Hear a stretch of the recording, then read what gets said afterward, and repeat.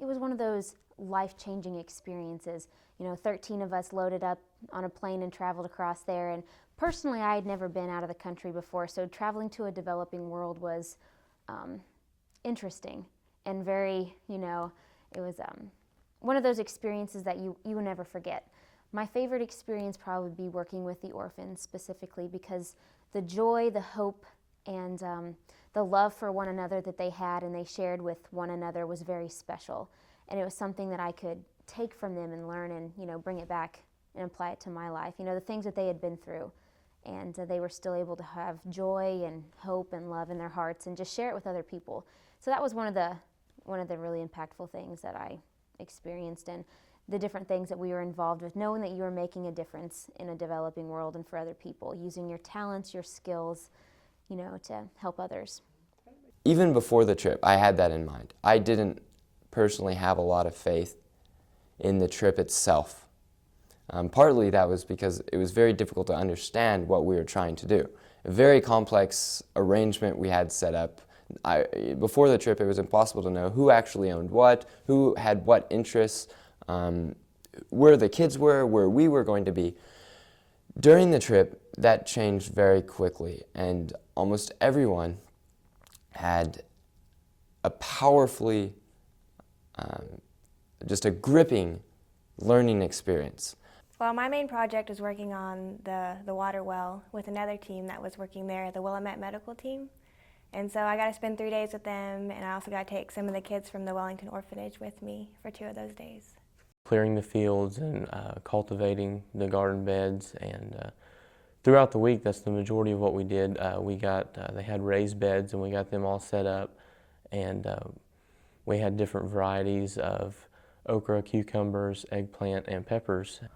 We're going to build a small-scale farm. That's our job, is to build this small-scale farm. So, okay, so I was ready to go.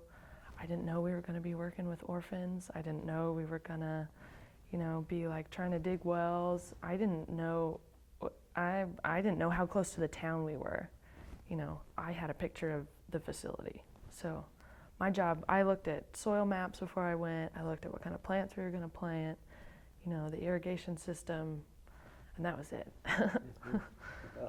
Part of our trip was trying to work out negotiations with this non-government organization, or NGO, and basically how they can start feeding themselves and using this garden.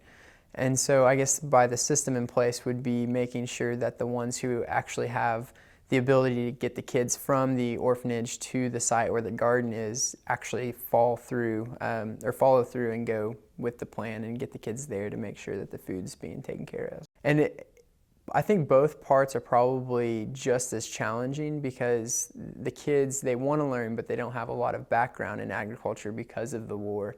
And then the people that are overseeing the orphanage, they want to do good, but then just with the constraints of maybe their society or their organization, it's hard to get everyone agreeing on what's the best way and what's the most, in a sense, the most sustainable way to do it.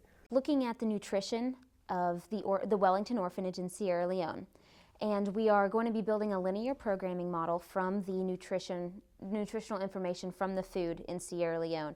And this linear programming model will create a best fit diet for the kids based on their food preferences, and meeting the nutritional requirements that they need for a daily basis.